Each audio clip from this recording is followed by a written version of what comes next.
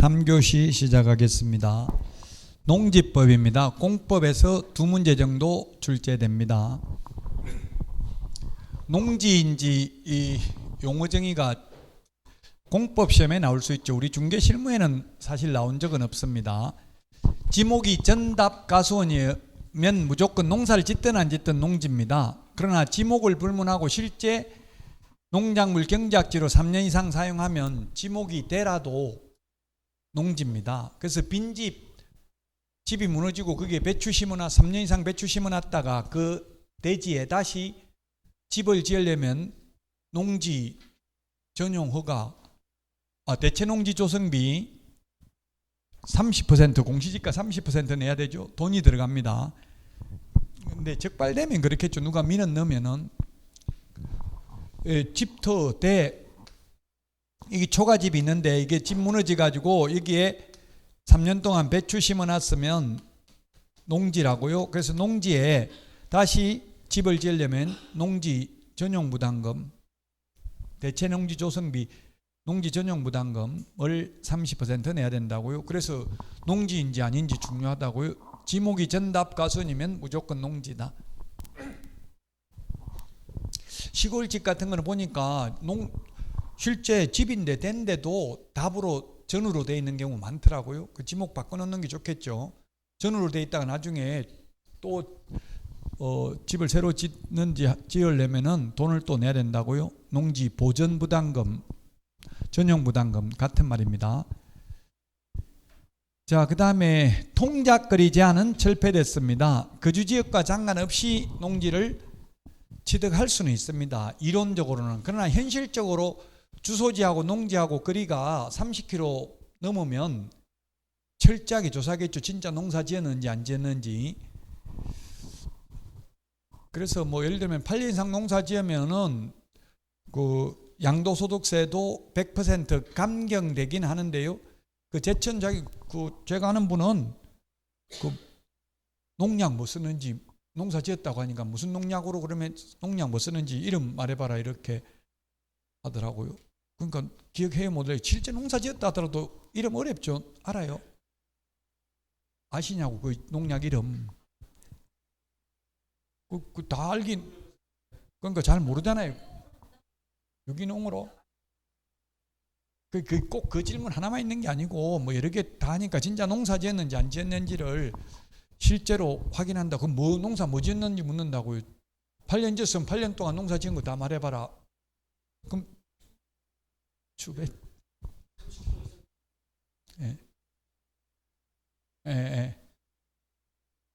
그럼 못 받는다. 30kg 넘으면 30kg 넘으면 못 받고 뭐 소득이 3,700만 원 넘어도 못 받고 그렇다고 이야기해요. 근데 꼭 받으려고 그 어쨌든 농사 짓는지 안 짓는지 한다고 뭐 무배추 이렇게 말하면 될 것 같은데 그러면 위성 지도 가지고 연도별로 보고 진짜 배추 짓는지 다 확인한다고 그냥 말로만 뭐 배추는 뭐 고구마 그냥 이름만 막 생각나는 거 아무거나 말하면 되는 게 아니고 실제로 그거하고 일치하는지 확인해 본다고. 그러니까 요즘은 굉장히 농지법이 강화돼 가지고 어렵다는 이야기예요. 결론은.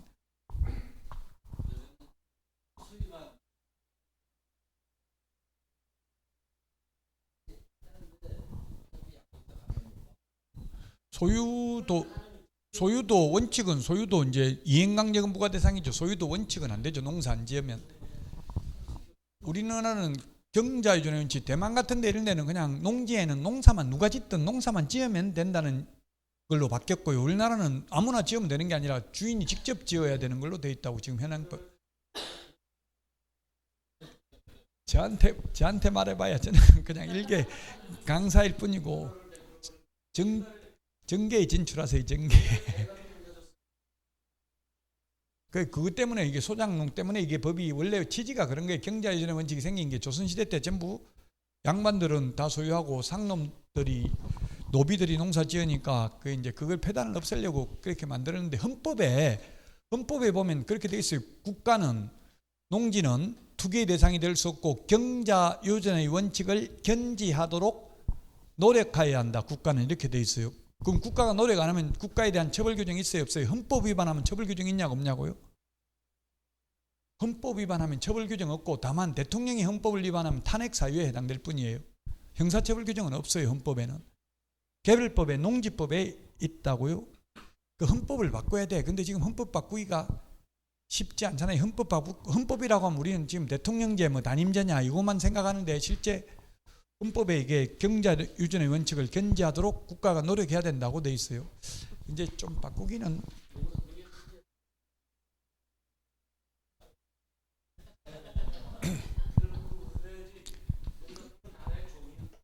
그러니까 지금은 농사 안 지으면 우리나라에는 유리해요. 농사 안 지어도 지금 세계 농산물 수출 국가가 50개 국가예요.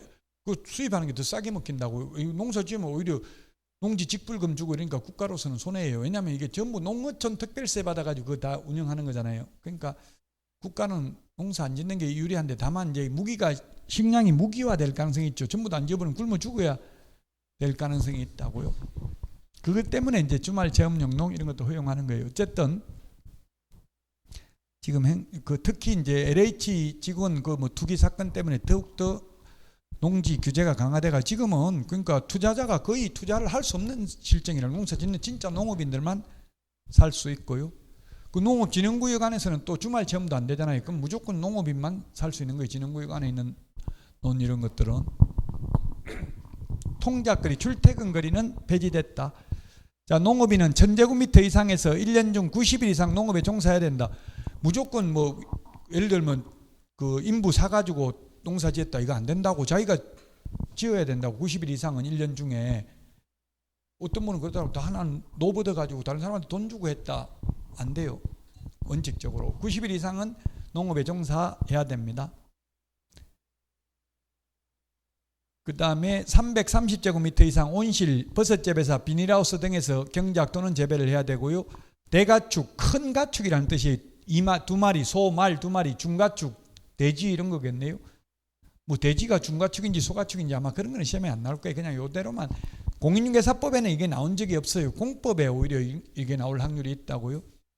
그 다음에 소가축, 조그마한 가축은 백두, 100마리, 가금, 꿩이나 닭, 1000마리, 꿀벌 10군 이상 사육하거나 1년 중 120일 이상 축산업에 종사하는 경우는 농업인입니다. 그 다음에 농산물 연간 판매액 120만 원 이상인 자 농업인입니다. 농업인들은 농가주택은 농업진흥구역 안에서도 지을 수 있습니다. 농가주택은. 그리고 농업인들은 각종 혜택, 지금 이천도 뭐 농지 기본연금 이런 것도 주지 않아요?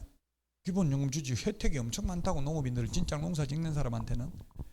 근데 혜택이 있다 하더라도 실제 농사 지면 오히려 적자라고 하는 것 같더라고요.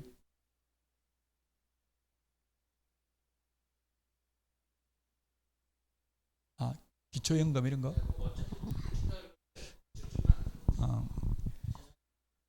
지금 배당, 농업에서 배당 많이 받잖아요. 농협에.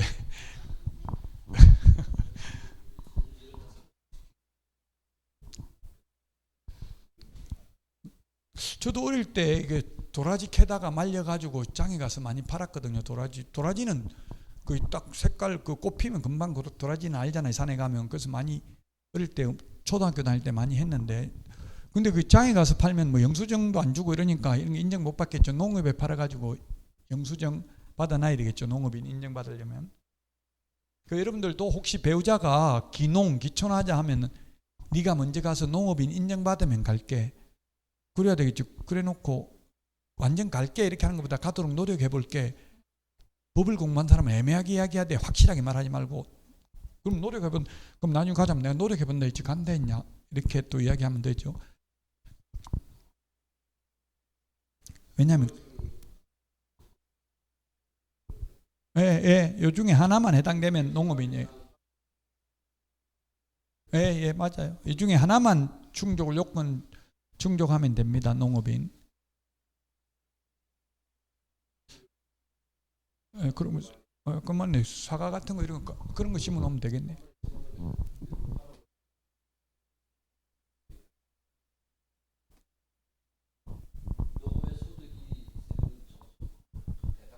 예, 3,700 넘으면 3,700 넘으면 그렇죠. 뭐 양도소득세 이런 거 혜택을 못 받죠. 소득이 많으면.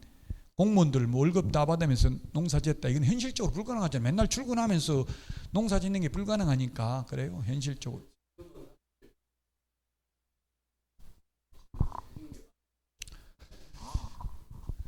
소유 상한입니다. 우리는 그냥 시험 공부니까 억울하면 정계에 진출하세요.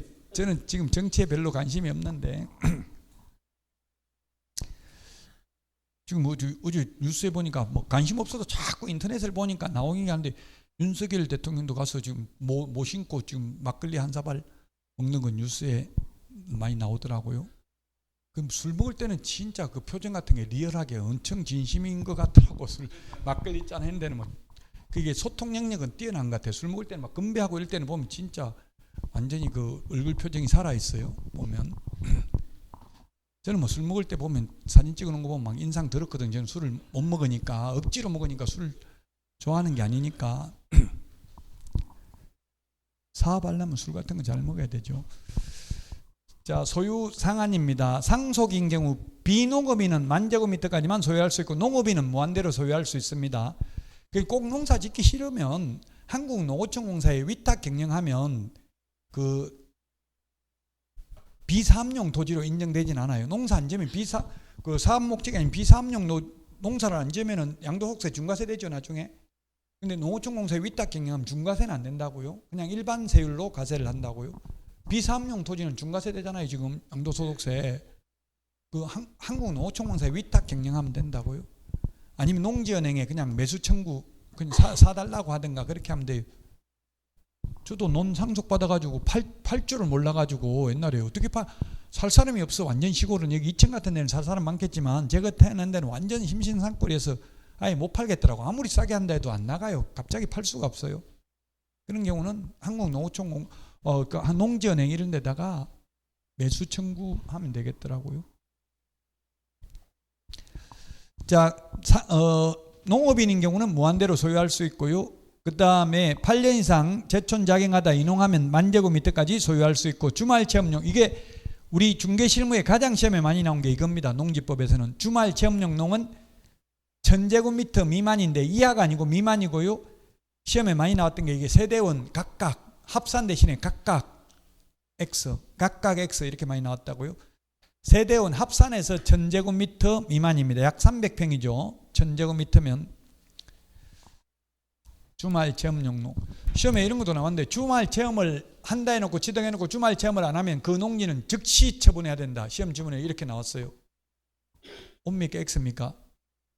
주말 체험을 안 하게 되면 즉시 처분해야 된다. 영원히 처분 안 해도 된다. 농사 안 지어도 주말 체험이면.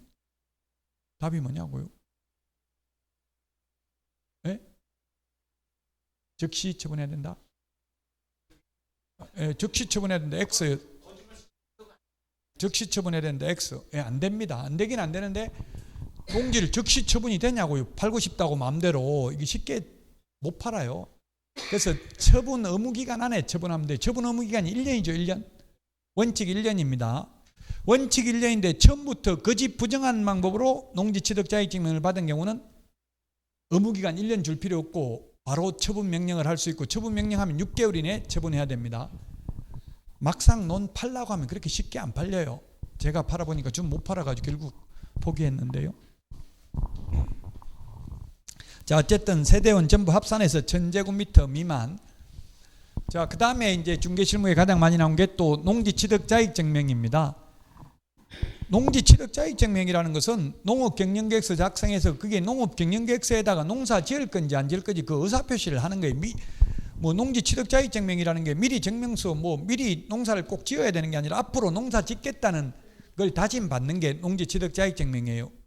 농사 짓겠다고 농업경영계획서 적어내놓고 나중에 농사 안 지면 이제 이행강제금 부과하려고 농지취득자격증명이라는 걸 발급받아야 됩니다. 그래서 농사 짓겠다는 의사표시만 하면 원칙적으로 농지인 경우에는 농지취득자격증명 발급해 줍니다. 단 농지가 아니면 안 해줄 수도 있어요. 만약에 저수지라든지 답이라고 돼 있는데 저수지인 경우, 그 다음에 전이라고 돼 있는데 실제로는 묘밖에 없는 경우, 이런 경우는 안 될 수도 있어요.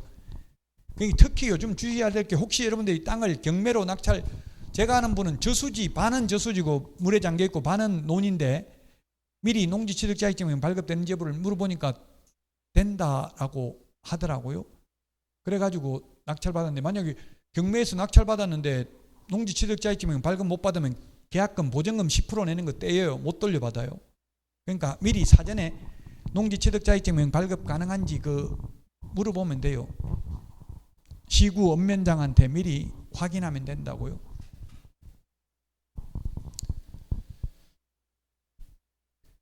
자, 공법에서 판례가 시험에 나오면 거의 이게 유일합니다. 판례가 제가 알기로는 농지법, 공법에서 판례는 거의 이것밖에 없다고요. 민법은 판례가 최소한 30문제 이상, 다툼이 있으면 판례의함, 이게 30문제 이상 나오죠. 한 32, 3문제까지도 나와요. 다툼이 있으면 판례의함. 공인중개사법도 최고 많이 나올 때 다툼이 있으면 판례의함 10문제 나왔어요. 공인중개사법도 몇 문제는 나온다고, 가로 안에 다툼이 있으면 판례의함, 이 말이. 근데 이게 판례입니다. 즉 농지취득자격증명은 소유권 이전 등기할 때 첨부해야 될 서류에 불과한 거지 법률행위 효력 요건은 아니다. 즉 농지취득자격증명 못 받았다고 당연히 그 계약이 무효가 되는 것은 아니다. 그러면 여러분들이 매수인 입장이라면 농지취득자격증명 못 받으면 계약 무효로 하고 받은 계약금 돌려주기를 한다, 이런 걸 적자고 하는 게 좋겠죠. 만약 매수인 입장이라면 안 나올 수도 있으니까. 안 그러면 돈은 다 내고 등기는 못 한다고, 이게 농지취득자격증명 못 받으면. 자, 요거는 농지취득자격증명 7일 이내에 발급해 줍니다. 농업경영계획서 제출하면 7일 이내지 꼭 7일 있다가 발급하라는 말은 아니죠. 제가 옛날에 신청해 보니까 당일날 바로 나오더라고요. 면장한테, 면장이 이제 제 친구들이 면장하더라고요. 발급되냐 보니까 바로 해줄게요, 와라 이러더라고요.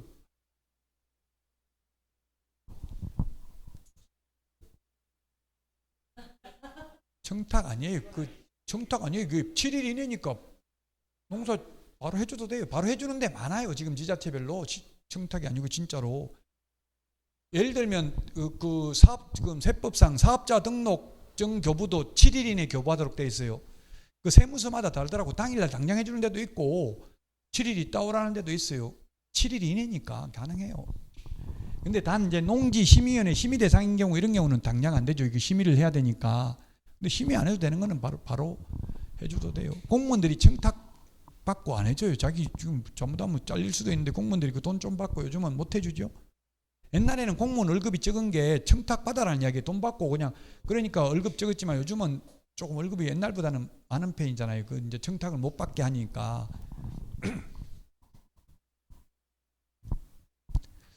자, 7일 이내입니다. 7일 만에 딱 7일 있다 해주라는 게 아니라 7일 이내. 이게 바뀌었죠. 옛날 4일에서. 이게 중요합니다. 개정됐기 때문에. 그 다음에 농업경영계획서 제출하지 않는 거는 옛날에 2일에서 지금 4일로 바뀌었습니다. 옛날 거 필요 없고 지금 것만 기억하면 돼요. 농업경영계획서 제출 안 하는 게 뭡니까? 주말 체험용 농이라든지 학교가 실습용 농지로 취득하는 경우, 전용허가, 전용신고한 경우, 이런 경우는 4일 이내 발급해 주고요. 농지심의위원회 심의 대상인 경우, 이 심의 대상이 공법에 우리 중개실 아직은 개정됐기 때문에 시험에 나오진 않았는데 그래도 한번 봐둘 필요 있죠. 심의 대상인 경우. 심의 대상인 게 공유자가 3명 이상인 경우, 공유자가 많은 경우 심의 대상이고요. 그 다음에 외국 국적 동포, 예를 들면 미국 시민권자가 취득하는 경우, 이런 경우는 좀 투기일 가능성이 많으니까 농사 지을 가능성이 희박하잖아요. 지금 미국 시민권 가지고 있는 사람이 우리 나라에 와서 농사 짓는다는 게 좀 이상하잖아요. 그런 거, 또는 토지거래 허가구역 안에 있는 경우, 이런 경우는 농지심의위원회 심의 대상입니다. 공유자가 많은 경우. 또 30km보다 더 밖에 있는 사람, 멀리 떨어져 있는 사람이 주소지하고 농지 소재지가 같은 시군구가 아닌 경우, 서울에 있는 사람이 저 김해평야에 있는 논 취득한다면 이거 이상하잖아요. 그러니까 그런 거 취득하려면 주소 옮겨놓고 취득하는 게 낫다고. 멀리 있으면 심의 대상이에요. 심의 대상인 경우는 14일 이내에 발급해 줍니다. 농지 전용허가, 전용신고, 학교, 실습농 용지는 농업경영계획서 제출 안 해주니까 4일이고요. 시구원면장은 농업경영계획서 10년간 보존해야 된다. 이거는 우리 중개실무에 나온 적 없고 공법에 나올 수는 있겠네요. 이게 농지법에. 농업경영계획서 또는 주말점용 영농계획서 기재사항이 누락되거나 첨부 서류를 제출하지 않는 경우 농지취득자격증명 발급해서는 아니 된다.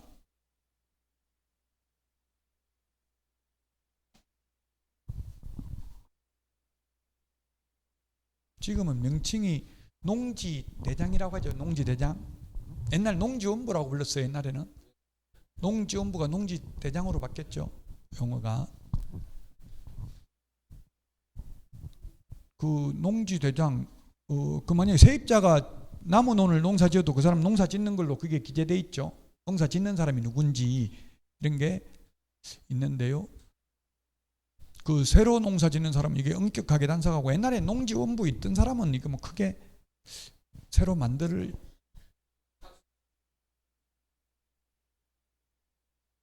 예. 예. 그 각지 농지 소재지 옛날 주소지에서 지금 농지 소재지죠.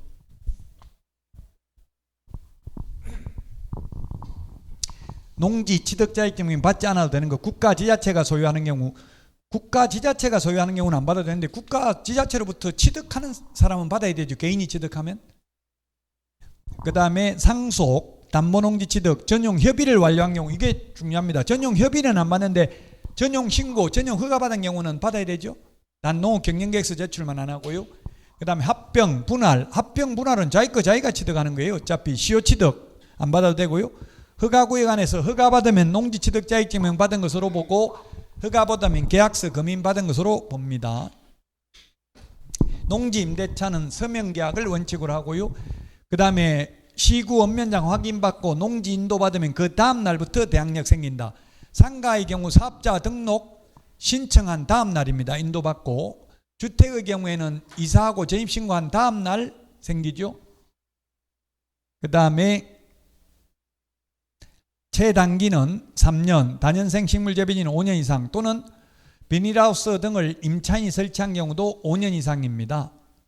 그 지금 제가 태어난 시골에 가보니까 전부 다 평균 연령이 거의 80세 육박해요. 제 어릴 때 어른들, 젊은 분들이. 그래서 전부 다 보니까 인삼밭으로 세 줬더라고. 인삼밭으로 5년 이상. 농사 짓는 것보다 세 받는 게 더 돈이 된대요, 차라리. 그런 건 5년 이상입니다. 인삼, 다년생 식물재배지잖아요. 인삼 같은 거는. 인삼 6년근이라는 거, 6년 되면 우리나라는 거의 다 썩는데요. 그래서 거의 4년 5년인가 보더라고요. 6년근이라 해도 실제로는. 자, 법정갱신, 묵시적 갱신, 자동 연장인데, 임대인이 3개월 전까지 갱신거절 통지 안 하면 묵시적 갱신됩니다. 주택의 경우 6개월 전부터 2개월 전까지죠. 상가는 6개월 전부터 1개월 전까지 갱신거절 통지해야 되죠. 농지는 3개월 전까지. 제가 볼 때는 3개월이 좀 합리적인 것 같아요. 농지는 왜냐하면 농사 지으려면 3개월 이상 준비해야 되잖아요. 나락, 벼 심으려면은 먼저 나락을 물에 담가놨다가 모자리에 뿌렸다가 다시 옮겨 심었고 이렇게 하려면 3개월 이상 걸리니까 3개월 전까지는 갱신거절 통지해야 된다. 자, 그 다음에 위탁경영. 원래는 농지는 경자유전이니까 농사 지을 사람이 소유해야 되고 세 주면 안 된다고요. 다른 사람 보고 지으라고 하면 안 돼, 원칙은. 단 예외적으로 이게 시험에 나왔어요. 3개월 이상, 우리 그 암기 프린트에도 3개월 정리되어 있죠. 3개월 이상 국외 여행 중인 경우, 3개월 이상 병원에 입원하는 경우, 임신 중이거나 분만 후 6개월 미만인 경우, 그럼 60세 이상으로서 5년 이상 농업 경영에 이용한 농지의 경우는 임대 무상 사용하게 할 수 있다. 옛날에는 60세 이상이라 하더라도 자기가 더 이상 농사를 짓지 않는 경우에만 임대차, 사용대차 가능했는데, 지금은 60세 넘었으면 5년 이상 농사 지었으면 지금은 농사를 짓든 안 짓든 임대차, 사용대차 다 가능합니다. 지금 60세 넘으셨으면 가능하겠네요. 세주는 거. 젊은 사람은 안 돼요, 원칙은.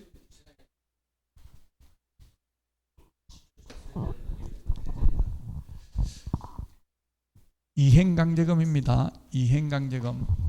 예. 이행강제금 사유 발생한 날로부터 1년 이내에 처분해야 되고요. 그러나 처음부터 부정한 방법으로 농지 취득자격증을 받았다면 1년 의무 줄 필요 없습니다. 바로 6개월 이내에 처분하도록 명할 수 있습니다. 6개월 이내에 처분 명할 수 있고요. 처분 명령 받으면 한국농어촌 왕사에 매수 청구할 수 있고요. 공시지가를 기준으로 매수할 수 있다. 공시지가보다 실거래 가격이 낮으면 실거래 가격으로 매수하게 할 수 있다. 이행강제금입니다. 감정가격, 개별 공시지가, 표준지 공시지가 중 더 높은 가액의 100분의 25에 해당하는 금액 이행강제금 부과한다. 이게 개정됐기 때문에 중요하죠. 옛날엔 100분의 20이었어요. 근데 지금은 100분의 25. 이거 LH 직원 시형 광명 신도시 투기 때문에 생긴 제도입니다. 그럼 4년만 지나버리면 이행강제금 다 내버리고 나면 지금 취득한 가격, 실거래 가격 더 높은 가격이니까 이행강제금 매년 한 번 부과하고요. 이행을 했을 때 새로운 이행강제금 부과는 즉시 중지하되 이미 부과된 이행강제금은 징수하여야 한다. 3번 30일 이내 시장, 군수, 구청장에게 이행강제금 부과에 대한 이의신청 가능하다. 암기 프린트 35번에 8번에 있습니다. 35번에 8번에 있습니다. 30일 이내입니다. 시험에 출제됐습니다. 이 30일 숫자. 자, 확인 설명서 서식 비교입니다. 서식이 네 가지가 있습니다. 주거용이 1의 서식, 비주거용이 2, 토지가 3, 임목, 공장재단, 광업재단이 4의 서식입니다. 이 네 가지 서식에 공통적으로 기재되는 게 있습니다. 공통적으로 기재되는 게 대권, 금세, 실수 6가지가 있습니다. 1번 대상 물건의 표시, 2번 권리관계, 거래 예정금액, 거래 예정금액은 7번, 그 다음에 취득 관련 조세 8번, 네 군데 다 동그라미 되어 있잖아요. 그 다음에 실제 권리관계, 중개보수 산출 내역, 실제 권리관계, 중개보수 산출 내역, 여기 네 군데 다 동그라미 되어 있죠. 이 실제 권리관계 9번하고 13번 이렇게 요약집은 157페이지에 있습니다. 있는 거 그대로입니다. 이 6개는 공통적 기재사항이다. 자, 그 다음에 내진 설계, 내진 능력, 요거는 1, 2의 서식만 해당됩니다. 기본 확인사항입니다. 기본 확인사항은 개업공개사가 직접 확인할 수 있는 것은 기본 확인사항. 세부 확인사항은 의뢰인에게 물어봐야 되는 게 세부 확인사항이죠. 여기 세부 확인사항은 의뢰인 협조가 있어야 알 수 있는 게 세부 확인사항이라고요.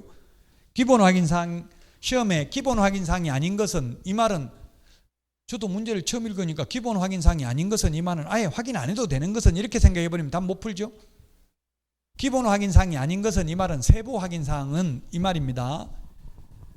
자, 그래서 내진 설계, 내진 능력, 요거는 건축물 내장 보면 나오니까 주인한테 안 물어봐도 알 수 있다고요. 건물이 있는 경우만 해당되고요. 민간임대 등록 여부도 1, 2의 서식 모두 해당됩니다. 2, 오피스텔도 민간임대 등록이 가능하니까요. 그 다음에 계약갱신 요구권 행사 여부도 1, 2의 서식 모두 해당됩니다. 3, 4는 해당 안 되고요. 토지 이용 계획은 임목, 공장재단, 광업재단은 해당되지 않고, 입지 조건은 도대주, 교판, 도로, 대중교통, 주차장, 교육시설, 판매, 의료시설은 1의 서식에 해당되고요. 도대주, 도로, 대중교통, 주차장은 2의 서식, 도로, 대중교통은 3의 서식이 해당됩니다. 도대주, 교판, 시작. 시험에 1의 서식, 입지 조건에 기재해야 될 사항이 아닌 것은 해가지고 도로, 대중교통, 주차장, 교육시설, 판매, 의료시설, 공원 이렇게 나왔다고.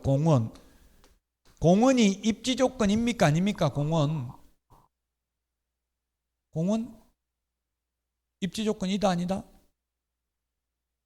공원 입지 조건이죠. 포레스트, 아파트 이름에 포레스트 붙는 거 다 숲세권, 공세권 해가지고 입지 조건은 입지 조건입니다. 단 확인 설명서 서식에 기재되는 입지 조건은 아니라고요. 확인 설명서 서식에 기재되는 입지 조건은 도대주, 교판만 있습니다. 공원은 서식에 기재되지는 않습니다. 관리에 관한 사항, 관리 주체, 건물이 있어야 되죠. 1, 2의 서식만 해당됩니다. 비선호시설 1, 3의 서식만 해당됩니다. 비선호시설이 무엇인지 법령에 구체적으로 명시되어 있지는 않습니다. 비선호, 좋아하지 않는 거죠. 근데 이거는 사람 개인 취향에 따라서 호불호가 다르잖아요. 이게 문제를 제기하면 다 문제가 될 소지가 있어요. 산 밑에 있는데 4층 건물 아파트에 딱 보니까 묘가 보여요. 산에, 관악산에. 지금 안양에서 있었던 일인데 저 왜 설명 안 했냐, 비선호 시설인데, 이렇게 해가지고 시달리니까 개업공개사가 엄청 피곤하더라고요. 근데 사실은 그게 개업공개사도 그 집에 안 들어가 봤으면 그 실에서 보이는지 안 보이는지 일부러 안 하는 게 아니라 몰랐을 수도 있죠.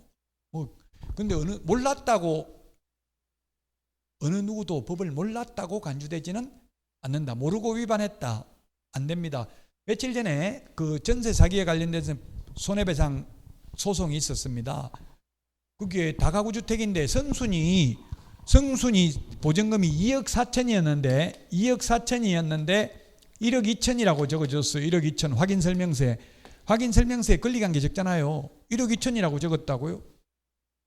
그래서 손해배상 그 세입자는 그렇게 보증금이 크진 않는데 한 최우선 면제를 다 못 받았나 보더라고요. 어쨌든 보증금을 전액 못 받았어요. 그래서 개업공개사와 협회를 대상으로 손해배상 청구했는데 법원에서 어떻게 판결했냐면은 손해배상하라고 하니까 그 개업공개사 측 변호사가 뭐라고 대답했냐면 주인한테 물어보니까 2억 4천이라 했다. 그 개업공개사 의뢰인은 임대차 계약을 체결하려는 자는 또는 임차인의 경우에는 동사무소에 세대별 주민등록 열람해서 선순위 확정일자 받은 날짜 보증 얼마인지 열람을 할 수 있지만 개업공개사는 열람권이 없다. 그 주인이 거짓말 시켰는데 나들 어떻게 확인하냐 이렇게 했는데 그 말 아예 듣지도 안 들었더라고요. 60% 손해배상 하라고 해서 100%는 아니에요. 개업공개사인데 60% 손해배상 하라고 했어요. 그럼 여러분이 개업공개사라면 어떻게 해야 돼요? 그러면 세입자한테 계약서, 그럼 순순히 세입자 몇 명 있다 하면 계약서 다 보자고 해야 되죠. 원칙은 계약서 다 보자고 해야 되고, 아니면 동주민센터에 가서 확정일자 받은 날 보증금 얼마인지 다 열람을 해야 돼요. 주인 동의 받으면 가능하거든요.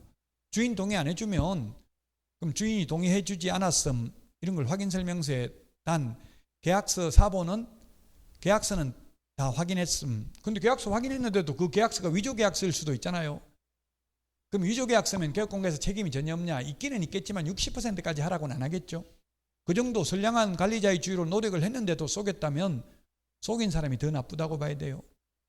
근데 현실적으로는 거의 주인한테 묻지도 못해. 선순위 보증금 얼마냐 말로만 물어보지 계약서 다 보자 이런 말 못한다고요. 계약서 다 보자 하면 건물주들이 별나게 하네. 다른 중개업소는 안 그러는데 너한테는 이제 안 내놓겠다 이런 식으로 한다고요.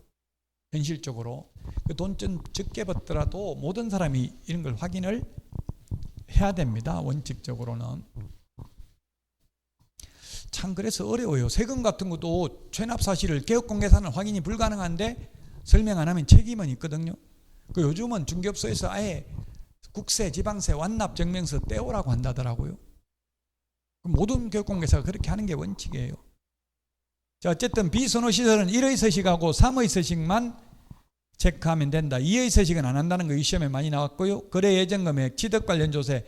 취득 관련 조세인데 재산세는 모든 서식에 6월 1일 소유자가 납세물을 부담한다는 규정이 있는데 종합부동산세는 1, 2의 서식만 있고 3, 4의 서식에는 종합부동산세는 기재되어 있지 않다. 서식에. 종합부동산세는 1, 2의 서식만, 재산세는 모든 서식에 6월 1일 하루만 가지고 있으면 1년분 종합부동산세나 재산세를 모두 다 내야 되죠.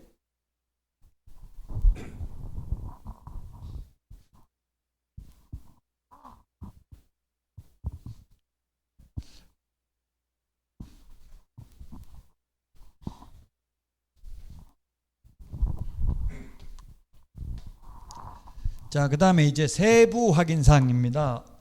여기 세부 확인사항이라는 것은, 세부 확인사항은 개업공개사 혼자는 알아낼 수 없고 그 집주인, 건물주 동의를 받아야, 협조를 받아야 알 수 있는 겁니다. 실제 권리관계, 분묘기지권이 있는지 유치권이 있는지 이런 거 알기 힘들죠. 주인이 말 안 하면. 묘가 몇 개 있는지, 땅 주인은 자기 땅에 묘가 몇 개 있는지, 분묘기지권이 성립되어 있는 묘가 몇 개 있는지 알아요, 몰라요?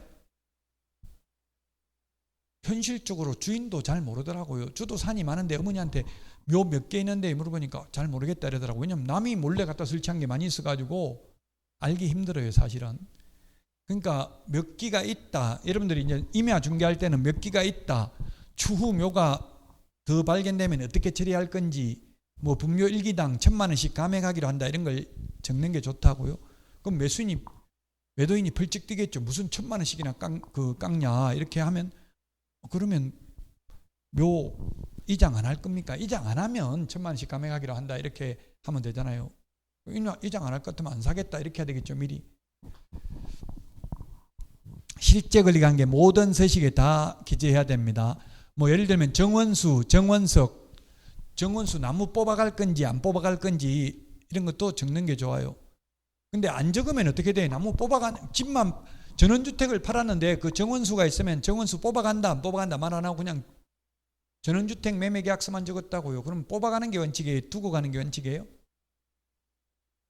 네, 그렇죠. 민법에 종물은 주물의 처분에 따른다 이런 말이 있죠. 종된 물건은 주된 물건의 처분에 따른다. 그래서 원칙은 안 뽑아가는 게 원칙입니다. 그러니까 그런 거는 뭐 말 안 하면 특약 안 적어도 되겠죠. 그럼 매수인이 이거는 뽑아가지 않기로 한다 이렇게 적어 달라고 하면 또 매도인한테 이야기해야 되겠죠. 왜냐하면 개업공개사가 주인 아무도 거래 당사자는 아무 말 안 하는데 개업공개사가 자꾸 뭔 특약 넣자 이러면 계약이 깨질 가능성이 많아요. 왜냐하면 특약이라는 것은 특별히 약속을 하는 거니까 일반적인 규정이 민법에 다 있잖아요. 그 민법 규정을 어기면서 특별히 약속을 하는 것은 둘 중에 한 명이 불리하잖아요. 그러니까 가급적이면 그런 한 명에게 불리한 거는 개업공개사가 먼저 나서서 말할 필요는 없어요, 사실은. 그럼 계약이 깨질 가능성이 있으니까. 자, 내외부 시설물의 상태, 지금 세부 확인사항 보고 있습니다. 단독 경보용 감지기는 아파트를 제외하죠. 아파트는 단독 경보용 감지기 설치하고 설명할 필요, 기재할 필요 없습니다. 아파트를 제외한 단독 주택이고요. 비주거용은 소화전, 비상벨이 있는지 여부를 체크해야 됩니다. 그럼 단독 경보용 감지기를 설치 안 해도 그 소방법에 보면 처벌 규정은 없습니다. 그 소방 관련법에 이게 처벌 규정은 없더라고요. 설치하더라도. 그러면 설치 안 했을 때 처벌 규정 없는데 설치 안 해도 되겠네요. 이렇게 생각할 수 있는데 설치 안 하면 안 했는데 만약에 불이 났어요. 그럼 주인은 법을 위반해서 과실로 불을 나게 했기 때문에 불법 행위로 인한 손해배상은 해야 된다고. 세입자한테 잘못하면 손해배상 해줄 수도 있어요. 그러니까 설치하는 게 바람직하다. 이거 설치 안 하면 새 나가기 좀 힘드니까 설치하시는 게 바람직합니다. 이렇게 말하는 게 좋아요. 저도 말하니까 주인들이 이거 어디 가서 사야 되는데 뭐 파는 데도 없는 것 같은데 이렇게 말하는 분도 있더라고요. 인터넷에 치보면 나와요. 한 5만 원 정도 하더라고. 소화전, 단독 경보용 감지기 다 합해서. 그러니까 한 5만 원 정도 되면 단독 경보용 감지기 그냥 배터리 들어가니까 그냥 그거 한 10년 정도 유효기간이 한 10년 정도 된다더라고. 배터리 수명이 한 10년 되면 배터리 교체하면 돼요. 단독 경보용 감지기. 단독 경보용 감지기가 열 감지기도 있고 연기 감지기도 있고 그렇죠. 뭐가 더 좋겠어요? 열 감지기하고 연기 감지기. 연기가 더 빨리 감지하겠죠. 열은 불 나가지고 좀 거기까지 뜨거워야 반응을 하니까. 왜 이런 게 생겼냐면 옛날에 없었는데 아파트에서 화재 나가지고 사망하는 것보다 단독주택이 더 많대요. 통계가. 이제 아파트가 높으니까 더 사고 날 확률이 높을 것 같은데, 아파트 같은 거는 소화전이 거의 그 층별로 다 있죠. 전 빨간 거 그 열면 호수 다 있고 물 나오는 게 다 있고요. 그 다음에 대피실 아파트 같은 거는 전부 다 그 왕강기 이런 거 다 설치해야 되죠. 불 나면 왕강기 천천히 내려. 여기도 있네. 왕강기. 어디 갔어? 여기 왕강기 있었는데 저기 있네. 피난기. 그거 타고 저쪽에 있어요. 저기 박스에. 앞에 앉는 게 유리해요. 만약 불 나면 저 맨 뒤에 있다 저기 타고 내려가려면 힘들어요.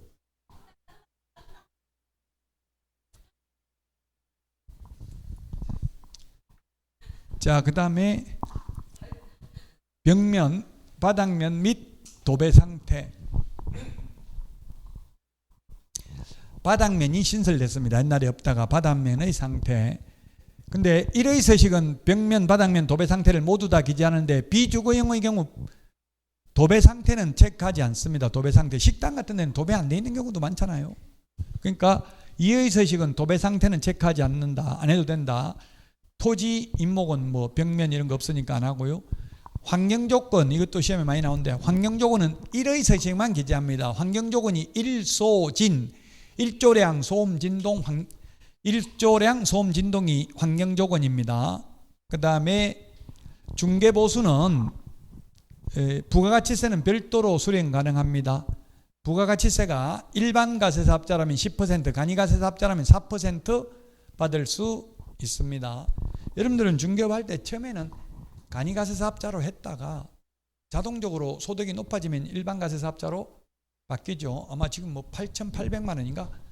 간이가세사업자하고 일반 가세사업자 소득금액. 개업공개사는 수익금액이 아니라 소득금액이 우리 양도소득세, 소득세 계산할 때 수익 금액을 하는 게 아니라 소득 금액을 하죠. 수익 금액은 총 수입이고 그 중에서 비용을 뺀 게 소득 금액이잖아요. 실질적인 소득. 그러니까 자영업자들은 개업공개사의 경우는 그 소득 금액은 얼마 안 돼요. 지금 신고된 소득 금액은 한 2, 3천만 원밖에 안 되는 걸로 돼 있어요. 제가 볼 때 2, 3천만 원 순수하게 남는다고 하면 1억 넘게 수입은 됐을 거예요. 그 모든 거 전부 법인이나 아니면 그 사업자 등록 내면서 카드 만들 수 있더라고. 그 사업장 카드. 그래가지고 그거 가지고 모든 경비 다 써버리고 집에서 시장 받는지 뭐 중개사무소에서 뭐 살라고 시장 받는지 그것까지 잘 안 따지죠. 현실적으로는. 그리고 여러분들 중개받아 돈 너무 많이 벌면 소득이 높아서 세금이 많이 나오면 법인 만들면 돼. 법인은 또 비용 처리하기가 쉽잖아요. 자, 아이다의 원리입니다. 요약집 166페이지인데요. 모든 상품의 구매 심리 발전 단계입니다. Attention, Interest, Desire, Action. 먼저 주목을 하게 되죠. 어떤 물건을 보면. 그래서 그 우리 광고 같은 거 하는 거 이거 주목을 끌기 위해서 광고하잖아요. 그 다음에 주목을 하다가 흥미를 느끼게 되고요. 사고 싶은 욕망 느끼고 행동, 구매를 하게 됩니다. 그럼 클로징을 언제 시도하는 게 좋으냐? 클로징, 계약 체결. 계약 체결은 욕망이나 행동 단계의 시작, 클로징을 하는 게 바람직하다. 근데 손님이 나 이거 아파트 사고 싶어 미칠 것 같아, 욕망 느끼 미칠 것 같아 이런 말 해요, 안 해요? 안 하죠. 안 해도 이제 경력이 많으면 이 사람이 사고 싶은 욕망이 있는지 없는지 느낌으로 알 수 있어요. 그래서 매도인 매수인 중개할 때 분명히 예를 들면 1억에 팔겠다, 1억에 사겠다 하면 예 1억에 사겠습니다 탁 서로 오케이 이렇게 하는 경우가 잘 있어요, 없어요? 대부분은 깎자 더 달라 막 이렇게 해가지고 많이 그걸 협상을 한다고요. 그럼 개업공개사가 가장 어려운 게 중개하는 게 어려워요. 그 보통 개업공개사들은 그러더라고. 그냥 반반 양보해서 그냥 예를 들면 1,000만 원 더 달라, 1,000만 원 깎자 이러면은 500씩 양보해가지고 이렇게 하자 이렇게 하는 경우가 많더라고요. 그렇게 할 수도 있는데 제가 볼 때는 부부싸움 하면 누가 이겨요? 남편 부인 중에서 누가 이기냐고요? 누가 이게 본인 이야기해보세요. 누가 이기는지. 남편 이겨요? 더 사랑하는 사람이 이겨요? 더 사랑하는 사람이 이긴다고요? 더 사랑하는 사람이 지는구나. 이기는 게 아니고 제가 말 잘못했는데 더 사랑하는 사람이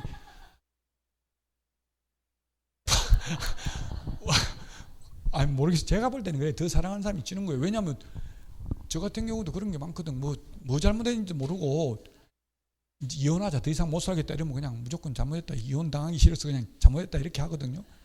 근데 진짜 이혼하고 싶은데 배우자가 이혼하자 하면 그 잘됐다 하자 당장 이렇게 나오죠. 그러니까 겁이 나서 이혼하자 소리 함부로 할 수가 없어요. 내가 더 사랑하면. 그러니까 결론은 뭐냐면 매매 계약도 더 사고 싶은 사람이 항상 불리한 거예요. 더 팔고 싶은 사람. 그럼 누가 더 사고 싶어 하는지, 누가 더 팔고 싶은지 그걸 빨리 파악해야 돼요. 이 사람 꼭 사야 된다, 사고 싶어 한다. 아니면 이 사람 안 팔면 안 된다. 이거 지금 돈 급하게 필요하고 이러면 꼭 팔아야 되는 사람이면 1,000만 원 깎아달라는데 안 깎아주면 사장님 이 사람 손님 나타났을 때 파는 게 좋습니다. 이거 또 언제 나타날지 모르는데 예를 들면 이런 식으로 하는 게 좋고요. 매수인이 꼭 사야 되면 이렇게 싼 가격에 나오기 힘듭니다. 지금 빨리 나왔을 때 빨리 잡는 게 좋습니다. 지금 하려고 줄 서가지고 기다리고 있는데요. 이렇게 많이 심지어 그 알바하는 사람도 있어요. 밖에서 손님만 들어가면 전화하는 사람도 있어요. 전화하는 알바하는 게 있어요. 그럼 전화 받아가지고 사장님 죄송합니다. 지금 손님 상담하고 있어서 혹시 안 하면 연락드리겠습니다 하고 끊어버린다고. 그럼 살 사람이 또 다른 사람이 하려고 하는 것도 빨리 내가 사야 되겠다 이런 느낌 들겠죠. 긴박감을 조성해. 그래서 전부 다 가계약금 걸으라고 하잖아. 이거 지금 느긋하게 내려오면 되는 게 아니라 빨리 가계약금 걸어야 됩니다. 지금 다른 사람 하려고 줄 서가지고 있는데 먼저 잡아놔야 됩니다. 이런 식으로 말한다고요. 자, 그 다음에 셀링 포인트입니다. 셀링 포인트는 판매 소구점, 상품이 지닌 특징 중에서 매수인, 구매자에게 만족을 줄 수 있는 특징이 셀링 포인트입니다. 구매자의 특성이 다양하기 때문에 셀링 포인트도 다양하죠. 이를테면 사생활 보호받고 싶은데 사장님 소개 하나 해주세요. 단독주택이 좋을까요? 아파트가 좋을까요? 하면 뭐가 좋다고 해야 돼요? 그건 사람마다 다르다는 이야기입니다. 아파트가 좋다고 아파트 살려고 계속 마음먹으면서 아파트는 사생활 보호 안 되겠죠, 사장님? 이렇게 하면 그냥 안면 몰수하고 살면 살만합니다. 저도 뭐 아파트 살아도 옆집하고 인사도 안 하고 지냅니다. 이렇게 할 수도 있는 거예요. 자, 그래서 기술적 측면의 셀링 포인트, 기능을 중시하는 거고, 경제적 측면의 셀링 포인트는 가격, 임료의 하자 유무를 중시하는 게 경제적 측면의 셀링 포인트입니다. 그래서 가격이 싸다, 이렇게 싼 거 지금 처음 나왔습니다. 빨리 잡아야 됩니다. 경제적 측면의 셀링 포인트입니다. 법률적 측면, 그럼 비싼 거 나오면 저거 싼 거 어제 있었는데 그거는 사장님한테 제가 말 안 하는 게 은행 융자가 많아서 경매 넘어가면 보증금 떼일 수 있습니다. 그 제가 사장님 생각해서 말씀 안 드렸는데 그 위험한 걸 하시려고요? 이렇게 말하면 그게 법률적 측면의 셀링 포인트입니다. 정책적인 거, 지금 앞으로 뭐 금리가 내려갈 거다, 예를 들면 올라갈 거다, 이런 게 정책적 측면의 셀링 포인트죠. 지금 금리가 거의 3%대로 떨어졌대요. 주담대 금리가. 그 특례 보금자리론이 인기가 없대요. 특례 보금자리론은 거의 4%대거든요. 자, 오늘 했던 내용 중에서 시험에 나올 확률이 높은 파트들입니다. 중개사물 조사 확인하는 것 9가지, 기권, 예공, 상태, 환지세 9가지 확인해야 된다. 뭘 보고 설명해야 되냐? 기본적 사항은 대장 보고, 그 다음에 권리관계는 등기사항증명서를 보고요. 등기증명상세, 그러면 임차권은 기본적 확인사항입니까? 세부적 확인사항입니까? 임차권은 기본 확인사항은 개업공개사 혼자서 확인할 수 있는 게 기본 확인사항, 주인한테 물어봐야 할 수 있는 게 세부 확인사항이죠. 그럼 임차권은 기본 확인사항이다, 세부 확인사항이다? 네, 둘 다 해당될 수 있죠. 즉 등기된 임차권은 기본 확인사항이고 등기부 보면 되니까 얼굴을 보면 되겠죠. 등기 안 된 거는 세부 확인사항이죠. 근데 임차권 등기되어 있는 경우는 극히 드물죠, 현실적으로. 왜냐하면 확정일자만 받으면 등기하는 거랑 거의 비슷하니까. 막상 전세권 설정 등기 해달라고 해놓고도 해줄게, 동의해줄게 하면 법무사한테 물어보니까 돈 들어가거든요. 등기하려면. 그냥 안 하겠다, 대부분 이러더라고요, 현실적으로 현업에서 해보면. 자, 그래서 임차권은 기본 등기되어 있다면 기본 확인사항, 등기 안 돼 있다면 세부 확인사항입니다. 권리관계, 그 다음에 기권, 예공, 거래 예정금액, 중개보수 산출 내역, 공법상 이용제한 거래규제. 공법상 이용자는 토지 이용계획 확인서를 보고 설명하면 됩니다.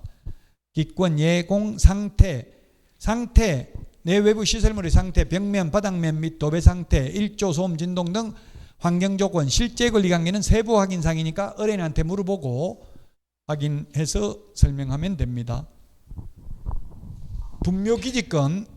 분묘기지권도 등기부에 기재 안 돼 있기 때문에 물어봐야 됩니다. 세부 확인사항입니다.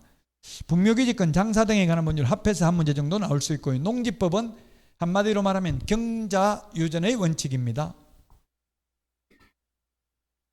농사 지을 사람만 농지를 소유해야 된다. 누가 짓든 그냥 대만 법이 좋은 것 같더라고. 농지는 그냥 농사 짓는데 목적에 사용해야 된다. 누가 짓든 그건 상관하지 않겠다, 이렇게 되는데 우리는 반드시 주인이 지어야 된다. 물론 반드시는 아니지만 원칙적으로. 예외적으로 3개월 이상 국외 여행 중인 경우, 3개월 병원에 입원하는 경우, 임신, 출산, 분만 후 6개월 미만인 경우 등만 위탁 경영이 가능합니다. 농지법은 그래서 한마디로 말하면 경자유전의 원칙이다. 가장 시험에 많이 나온 게 주말 체험용 농, 1000제곱미터 미만, 세대원 합산 1000제곱미터 미만, 농지 취득자익 증명 발급 7일 이내 해주고요. 농지 시민의 심의 대상인 경우 14일, 농업경영계획서 제출 안 하면 4일 이내. 이게 시험에 가장 많이 나왔다. 확인설명서 1, 2, 3, 4의 서식이 있다. 1이 주거용, 2가 비주거용, 3이 토지, 4가 임목, 공장재단, 광업재단. 4개 서식 공통적 기재사항. 대권 잡으면 금세 실수한다. 대상 물건의 표시, 권리관계, 거래 예정금액, 취득 관련 조세, 실제 권리관계, 중개보수 산출 내역, 모든 서식 공통적 기재사항이다. 자, 다음 주 할 게 계약서 작성. 사실은 아까 그 처분 능력 이런 거는 사실은 계약서 작성 요 파트에 들어가야 될 가능성이 있어요. 근데 기본수가 좀 우리 책에는 거기 확인 설명 파트에 들어가 있더라고. 그래서 지금 순서가 조금 아까 강의 목차가 맞는데요. 계약서 작성할 때 본인이 맞는지 대리인이 맞는지 이런 거 확인해야 되겠죠.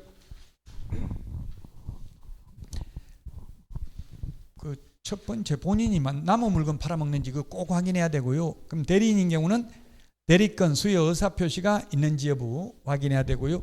전자계약서 적으면 따로 부동산 거래 신고, 해제 신고, 주택임대차 신고할 필요 없고 확정일자 받으러 갈 필요도 없고 종이계약서, 종이확인설명서 출력해서 보존할 의무도 없다. 전자계약서 적으면. 그러면 그 다음에 계약서 금인제도입니다. 요거는 시험에 잘 나오진 않고요. 금인제도라는 거는 미리 금인을 받아야 된다. 검사하고 도장을 받아야 된다. 단 실거래가액이 신고하고 신고 필증을 받으면 금인받은 것으로 보니까 시험에 잘 안 나오고요. 시험에 반드시 나오는 게 요 두 개 파트 맨 마지막에 있는 주택임대차보호법은 민법에도 반드시 나오고요.